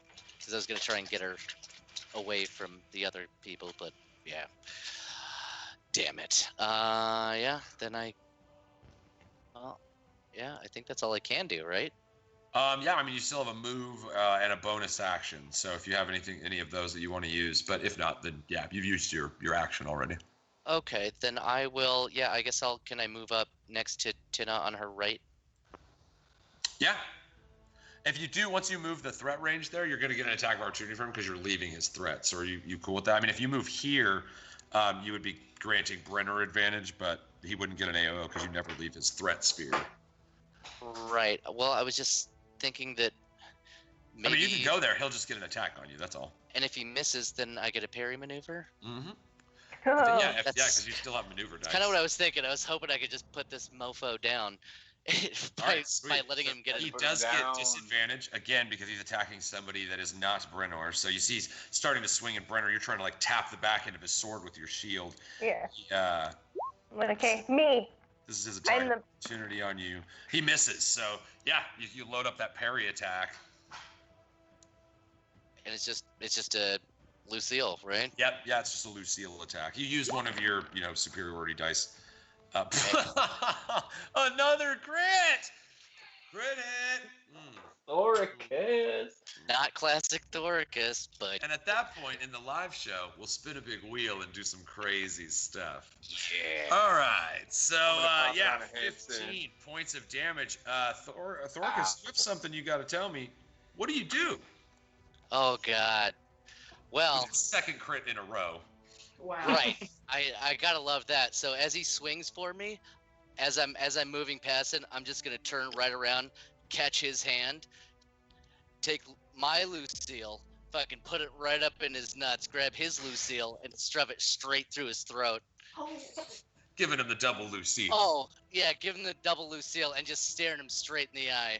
The Lucille balls. Balls. Yep. Yep, it's exactly that. Ricky! Thorcus, as described, you grab, and split, running him in two. You see you cut up through one half of his, shank, comes through right above the top of the rib cage, cutting a shoulder off. The other one you dig just right through the center of the body, and you've got two halves of Tyrrhenius dangling on either side of Lucille. He's most certainly not feeling great. He's dead, folks. He's on to the One of other those things that we don't have to deal with anymore. So who was that? Was that Thorcus? Yeah. That was Thorcus that got that killing blow. Yes. Random in twain. They split Robbins. You all said it. Yeah. All right. Okay. So, that's the end of Thorcus's turn. No, you were moving. That's right. That was just part of your parry. Right. You get up into position there, and you've now attacked twice with 2 crits. So why don't you just take a break, bro? I'll just take a break. You're stealing all the crits. I'm rolling 3s and 4s tonight. Yeah. Just remember, we'll see you next time. Okay. Real, you are up. You see this just destruction of Tyrrhenius. He's peeled in half right in front of you as Thorcus grins and pulls both Lucille's apart, tossing the lesser Lucille to the side. Ting, ting, ting, tittles on the ground. You look up and there's one guy left in the room that hasn't run away, and he's standing there behind Tina and standing next to Thorcus. A wry smile covers your face. Thorcus is just a hurricane of steel tonight. My God. Yeah, you guys see Thorcus moving with this incredible battle prowess. This battle master training of his has really taught him how to position himself and move in the battlefield. And it seems that every time that he moves, even if he's knocked off his path, he always continues the momentum forward into his next swing. So it's like once he starts spinning, he's like this top of destruction through the battlefield. It's quite a sight to behold. Like a dreidel of destruction. Like a dreidel of destruction. If you will. Yeah. For our Jewish nerds out there. That's right. That's right. Lime. Yes. So I'm gonna go ahead and, from my crouched position, do a quick little barrel roll up next to Thorcus. Give a nice little barrel roll. Barrel. Oh, vintage internet. Yeah. Man. I'll give Thorcus a nice little nod. Take my rapier, do a little flip. And I'll go ahead and attack that motherfucker with my rapier. Yeah, if you hit, you get that attack. So many motherfuckers. Boom, 21. That's definitely enough. You blast him for 5 points. Now you get 2. Are you up to 2d6 on your sneak attack now? Let's see. I believe it is 2d6 now. I think you're right. I believe at 3rd level you went to 2d6.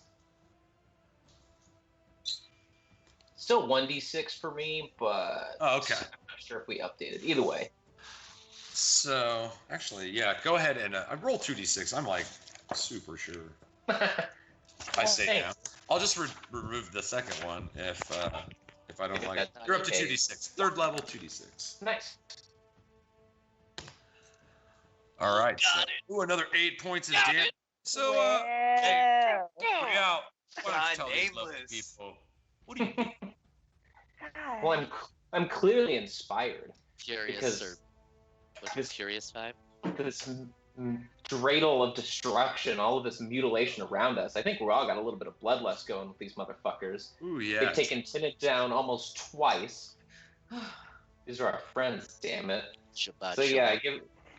give Thorcus the eye, just totally inspired by his prowess. Do a quick little rapier flip and right through the bottom of the jaw. Exposing a weakness, from his battle with Thorcus and using your cunning rogue, accuracy. You parry to the right and bring the rapier up, coming through the top of his chin. He cries out. And then he slouches down. all the way down to the hilt of the blade. And the weight of his body on the blade kind of starts weighing you down, and you slide it out, and his body lays down flat on the bar. You hear the back door from, the door from behind the bar. You hear the back door slam open, and just like, ah! The sounds of people screaming and running away out the back. So yeah, you look around, and you see the badly wounded, powerful Tina Smoothhands with blood coming from her side, still eyes half open, hand clutching his chest, staring at the corpse of Tyrannius. Ooh, the battle is over. Well, Bruno, you gotta get over there and heal her up. You know what? You see she slouches forward. You absolutely can. So go ahead and give me a healing word, Gus. That's a first level spell, so just remember to mark the slot off. But yeah, cast a healing word. While he's doing that, I'm like looking for the potion. Like, okay, too many things. I have so many things. So you're all, reaching out, and you see, with great alacrity, Divot comes crawling out from under the bar stool, and he sings out a nice little healing wind that passes forward. It's not going through, Gus. Did you healing word? There we go. There it is. That was on cue with the sound effect. That was great. It's a little. Yeah. And you see for 6 healing, Tina, you are once again, as your body falls, the whole of your weight with the armor is about to fall down on top of him. And right before you fully commit to gravity, your eyes open up again, and you're holding yourself up, just staring Tyrannius in the eyes, remembering all the cruel jokes that he used to play on you when you were a child, and how your father would laugh, and it seemed to encourage him, and the way that everybody around in the town always loved to see you suffer. This is a memory of that long forgotten past, a physical, tangible thing that makes you cry out as you stare at his dead body, surrounded by your allies and friends. What do you say?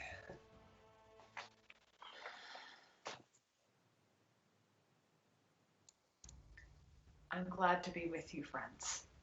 Let's move on quickly. We could rob these guys, right? I was just about to say, we're gonna Yes, lose these let's. bodies, right? Okay. I give Tina my my potion of healing. Thank you. So you see Brenner walks over to you, reaches through a rucksack full of like all kinds of interesting things and hobgoblin meats and scrolls and spell books, and she ting digs around until she pulls out a healing potion. It's 2d4 plus 2 if you want to take that. And Divot, you pretty much true to form, begin just kind of rolling through the pockets of these little thug kids. The syndicate's well known for running all kinds of drug operations and dark dealings, so they're prone to have a little bit of cash on them. Of the 6 bodies that you have there, in total, just rummaging through their various pouches, you managed to sum up 21 gold pieces, just in sheer, just in coin. They also all have scimitars. That they're not terrible, but you're not going to get a lot of resale value for them. But they are a nice little sword. And then on Tyrannius, he actually has a pretty nice little coin pouch. So you see inside of there 16 platinum pieces. Oh. And scrawled in inside one of the pouches is a note. And Tina, you remember it's the same note that you saw in the crow's hand flying away. Oh. You reach into the bag and unroll it. It says on the paper, written in a feminine handwriting, "She's here." So I split the coins with everybody evenly, but I keep the extra. You know what I mean? Like, yeah. 21 gold, everybody gets 4. But I get 5. Right. Do I recognize the handwriting? Of Of course you do. So you can make a give me an insight check on this. I don't want to recognize the handwriting. I want you to, because I knew that. You said an insight check? Yeah. So you're looking, it's like, have I seen this handwriting before? You haven't seen it, but you're kind of piecing together the memory. You remember when you returned to the Shattered Isles before the night of chaotic destruction that's, with the sun still looming high in the sky. You remember as you all walked back from your voyage to fight with Achaeus against the Draken Force, you remember seeing Mithra standing out in front of the temple, rolling up a scroll that looks identical to the one you're holding in your hand. The crow that she sent. This must be the message. Thoricus, does this look familiar to you? This handwriting? Yeah, it's Mithra's. That's what I was thinking. Mithra's. Yeah, we have to leave soon. I don't trust the syndicate. Absolutely. Yeah, let's go. Are we leaving immediately? Or are we hanging out in the bar for a second? Oh. You want a drink? Are we having a drink? Obviously, There are many ales around. There's a keg tapped in the back. It doesn't seem. It looks like when they came in here, they kind of drove off whoever was here. That little elvish kid getting kicked out the front was probably one of the last people still here. Are there any employees around? You don't see any. I think they all ran off, honestly. Is there a cash register anymore? I could use a mead myself. So Tina, unshaken by the moment, you just kind of hop back. You're still kind of up on that bar stool. You just hop over to the other side, grab a nearby empty cup, and open the tap on the keg. Pour yourself an ale. I almost died. I need this. Twice. Yeah. I throw one piece of gold at the back of the bar, and I'm like, we should just help ourselves to whatever we want. Yeah. That's good. Come on. I'm with it. Tina, shall we feed the corpse of Tyrenius to Brian? He may need his strength for the journeys ahead. That's a great Holy idea. shit, that was cold. I love so it. Lovely. I love lovely. it. Brian's Yeah. Hated that hungry. guy's He's accent. starving. And Yes. so then I casually kind of just take a step outside, and I go, I go, whistle noise, Brian. And you see, Brian looks up at you, and in that way that only you can tell, he's like, yo, what's up? And I'm like, come get some eats on. I have a body for you to eat. Let's just He's back on the Yeah, video, yeah. Brian. You see Brian, he looks at you, and he starts walking in that way, when he's real excited, because He's his got the arms tappy kind of tap. stick out. Yeah, Yeah. and he's just kind of like snipping in. You see he's barely able to slide his Wait, massive can body I feed through it this to double Brian? door. And you see he breaks through, Yeah. his nose pushes the door open as he wiggles by you, and he's kind of looking around at all of these bodies. So I Unaware Yeah, of do what we like, to do. I definitely do have to like get my this guy hand naked first. I do Brian like my will get hand indigestion. I pause him with my hand movement. I pause there, And you and see then I go, and then he's a real good boy. And I go, okay guys, get him naked. And then I look at Tina and I go, you can feed him to Brian, but you have to make him do a trick first because Oh my god, what can he do? What can he do? he can shake, he Okay. can roll, and Can he you can bark? rattle. he can rattle, See? and he can bark. He can bark, but it's not what you expect it to be. Bark. Yeah. I want to find out what it is. Well, I- it's Yeah. just supposed to, you say speak, and then that's yeah. Okay, Really let's barks. speak. I want him to do speak. So Brian looks at you, and he's got his little crocodile face, Gotcha. Oh, he's a and then he good boy. settles down. So I do this hand movement. I go. And you see, all eyes are on Brian as he's slithering on the ground, and he takes his paws, and he looks up, and you see his mouth go. There it is. And then I There it is. throw the body right in his big old mouth. It's a big heave Yeah, ho. get ate. So you see a gleam in Brian's eyes as the corpse falls in food. front of him, and his mighty jaws snap down. Not necessarily a man-eater all the time, but after eating all this rotten food for a while, the fresh flesh is a nice, tasty treat. You see he starts chomping down on him, And you're all standing there like, ha, ha, ha. And then like as the reality of watching a crocodile devour an entire human being starts to settle upon you, some of you, your constitution begins to turn a little bit, and you see Brian's kind of getting full. He probably won't be able to finish, all the bodies in the room, but this one meal is a worthy bounty for him. Tina, you kind of look, and in the last moment of eye connection, you see one of his dangling eyes hanging on the ground, and it gets chomped through the mouth. Good riddance. All right. Fuck that guy. Meads? Where were we going with those meads? Yeah. Absolutely. I guess we'll see them after a while. David. Oh, David. He's back under the table. With his beer. I'm scared of the crocodile. All right. All right, so yeah, you see Brian's like kind of heavy with man meat, and he just kind of gets to waddle. Aren't we all? Yeah. Good catch, guys. You're right. That was silly.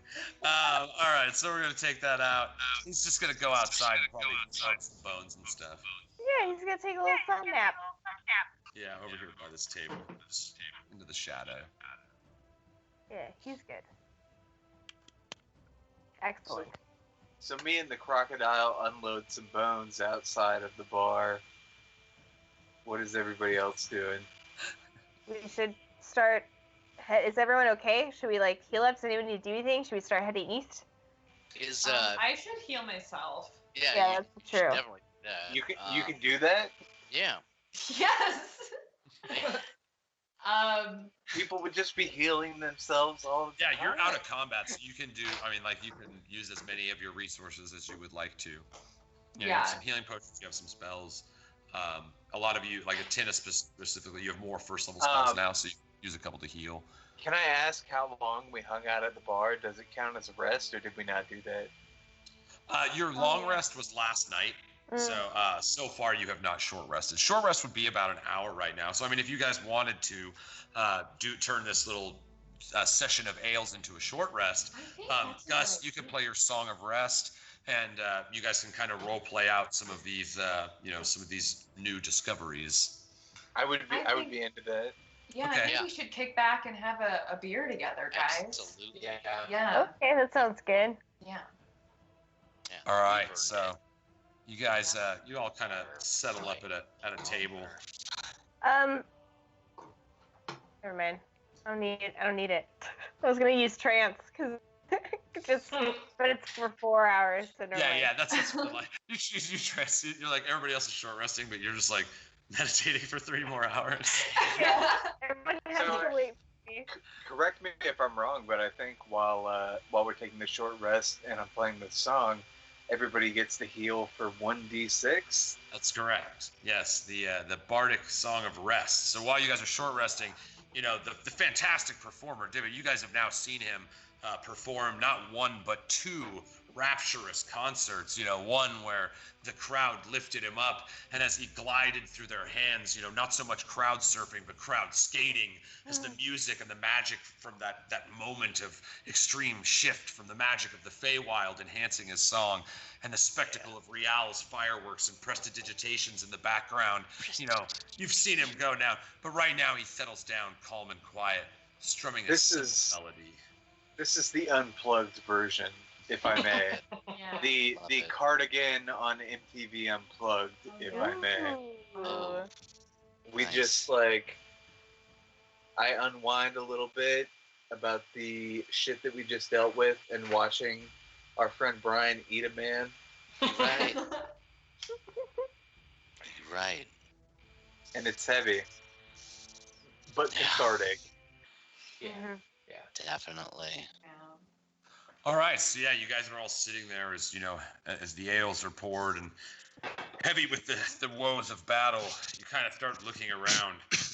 Quite a manner of a week you guys have had together. Originally the We Three coming in, the Tina and Divot and Thoricus. We three? Having been doing some mercenary jobs for a while and just kind of bouncing around, not really discussing your past. coming into contact with Rial, agent of Sumner Milton, who, as far as you know, has offered aid and friendship to you and advice. Yeah. Brenna of the Sea Serpent, as the villagers call her, another local hero, the likes, similar as Divot, both folk heroes, well known in these parts. All of you known for the rhapsodious ballads that Divot has now sung on several occasions. And it's just nice and comforting. You feel almost a magical sense of lethargy as he strums his notes and performs a softer, milder, simpler song. Next time I'll actually grab my banjo and. Oh yeah. Oh, that'd be really delightful. Yeah, that'd be awesome. All right. So there's some bread, there's some butter, there's some drinks and some laughs. Any interesting things you guys wish to discuss before you kind of determine which way you're going to go from here? Maybe that's what we should discuss. Where are you planning on? What are you doing after your short rest here? Remember, during a short rest, you can use your hit dice to heal hit points. Yes. You have that resource. You have a hit dice per level, so you're all 3rd level now, so you have 3 hit dice. You can use those to heal. By using those to heal, it gets you access to the Song of Rest that Divot is playing. I'd like to look at everybody and grab a piece of bread and be like, hey, turn that bitter into butter and let's get sliding. Fantastic. Love you, Divot. Yes. Bless you, my friend. Margarine jokes. So, They're Tina, marginal. who was that? We just kind of came in and murdered a bunch of people. Yes. Yeah. I was totally with it, though. You guys Yeah. saw that too? I am so grateful to you guys. You guys just had my back. All day. I'm not used to being a part of like something like this. It's kind of awesome. Right. Yeah. But that very charming man, if you can believe it, was my suitor at one point. Yeah. He taught me a sword fight, and he is a dirty bastard. Was. Am I right? Was. Sucio cochinillo uno día Petra.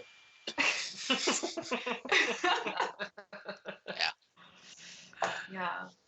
I starfished his ass. Hell yeah. Starfish. Hell yeah. We all cheers to that. To starfishing. Yeah. Cheers. Whatever You that see is. the meads tap and the liquid flows as several more rounds of drinks go by, and you guys begin to think about where to go from here. So after this, we'll head east, right? Yes. Yeah. That was the plan before these guys came in and started talking all that shit. Yeah. You look over and Thoricus is just like, wiping off little pieces of people off all the sides and various hooks in his axe. The runes that are emblazoned on the side are actually thick with human flesh. He's got to get into the rivets with the rag and dig them out. You guys witnessed basically this tornado of doom unfold in front of you, as I believe 4 of those people were felled by Lucille, his trusty great axe. Hell yeah. Sometimes Daddy has a good day. I'm well aware that people who work in the bar industry like to party, and I take a look around the joint and see if there's anywhere that they might have been like stashing something interesting. Okay, so give me an investigation check. You're kind of looking around. You're like, hey, I know how this stuff works. So don't forget, there's the hole in the ground that goes down to the cellar. You kind of peek down there. It's similar. This is in the same area as the Shattered Isles. All the cellars in this region have been kind of like flooded out. So there's a bunch of like wet wood barrels and squeaking mice and rats going around with like old rotten hay just soaking in pools of mosquito water. Yum. Yeah, I want to look at. I want to go with the back behind the bar. Like, I wanted to hop over the bar and go check out the back. All right, so you're as Divots kind of checking for shady side nooks and stuff, sliding your hand along the wall for a misplaced stone, or you're thinking, where would I have hid something here? But it seems you're a little smarter than any of them are, and you don't find anything where any kind of weird nooks or crannies that there's like some secret stash. Brenner, you hop over the bar and walk as soon as the door opens. Sorry, let me reveal this. Yeah. You see the body of presumably the barback. He's got the green tunic with the center sash and kind of a chef's apron, and you see he's been stabbed brutally many times with wounds that look like scimitar slashes. Aw, bummer. And he's dead. He is dead, yes. Oh, what a sad. Great wounds, like multiple, 10 plus scimitar slashes on the front of him. It looks like he was like mercilessly brutalized. Yeah. Jeez. That's hard to come back from. That's Yeah. Death will get you, man. real tough titty there. So you kind of open the door and look down, and you see this kind of carnage in front of you. You glance around the back room and stuff. Pretty standard. Some extra foodstuffs and just crates and barrels of various ales and drinks and bags of flour. Nothing that sticks out to your eyes. Right. Okay. Well, so there's nothing in there that's interesting. Wasn't there a back door? Yeah, I'm sorry. Yeah, you see there. I'm sorry if I didn't reveal that. Okay. The back door here, where you heard the screaming. You imagine the youth, multiple voices. So ran out that back door area. But that was quite a while ago. At this point, this is several drinks in the night later. So it sits shut, but it's the same kind of like push, door, just locked in place. Okay. I grab a bottle of whatever the nicest looking stuff around is and tuck it in my bag. So go ahead and give me an investigation for the best. What's your eye at here? You're looking around at these kegs. Pretty simple in the Southlands. Not a lot of real fanciful stuff. You start kind of like poking around through the bottles underneath. Some heavy stouts and things. Looking around. What'd you end up getting? Oh.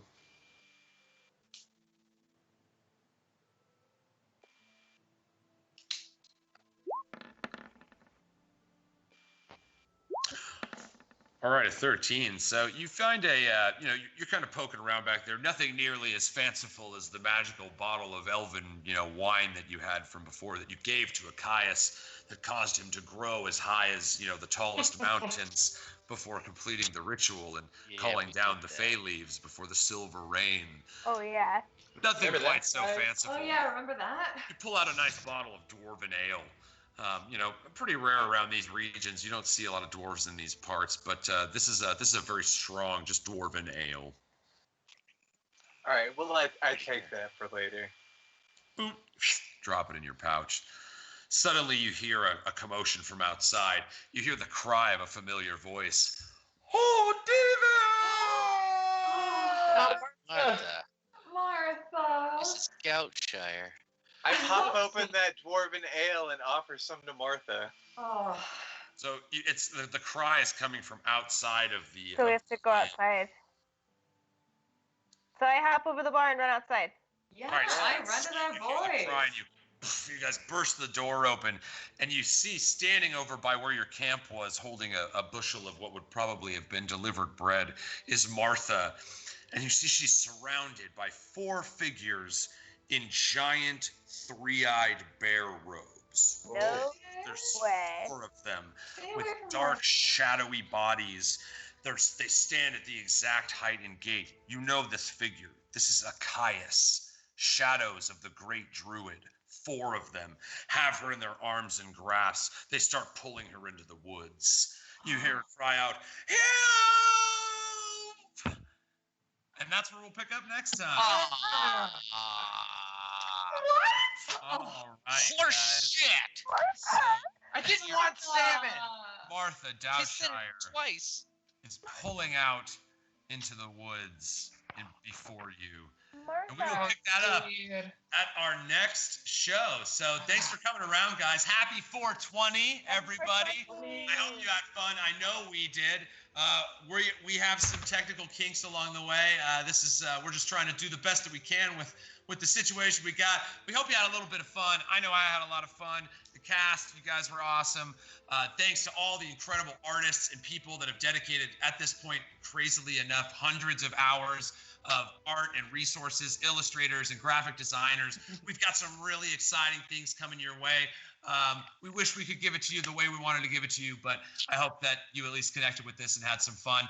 And we cannot wait to see you guys next week. We will be picking up our normal broadcasting schedule Tuesday nights on Twitch, right around 8 o'clock.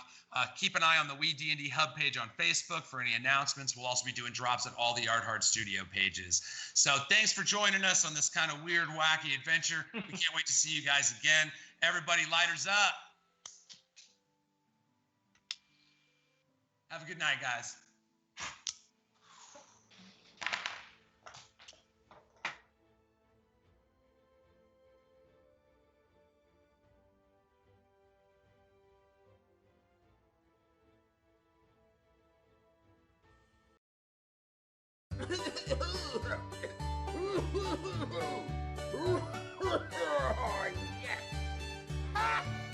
So what? You can't touch me, 'cause I'm from the internet.